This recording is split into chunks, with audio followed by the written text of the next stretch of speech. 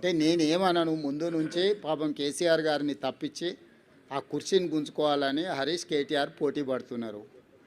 So ఒకసారి వాళ్ళకి అవకాశం ఇస్తే వాళ్ళ పరిస్థితి ఏదో వాళ్ళకి అర్థం కావాలని కేసీఆర్ గారు మౌనంగా ఉన్నారని నేను అనుకుంటున్నా. కేసీఆర్ గారు క్రియాశీలక రాజకీయాలలో లేరు, వారి ఆరోగ్యం కూడా అంతంతగానే ఉంది.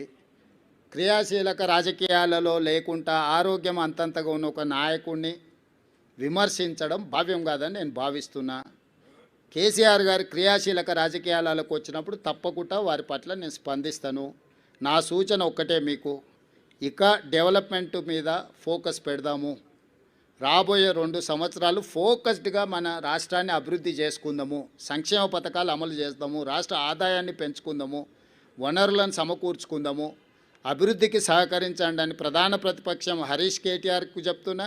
కేంద్రం నుంచి నిధుల కోసం సహకరించమని కిషన్ రెడ్డి గారికి చెప్తున్నా. మనమందరం కష్టపడతాం, మీరు కూడా ఈ కష్టాన్ని గుర్తించి ప్రజలకు చెప్పండి అని మీకు కూడా విజ్ఞప్తి చేస్తున్నా. అంతే తప్ప ఇంకా రాజకీయ విమర్శలకు తావు లేదు, అవసరం లేదు.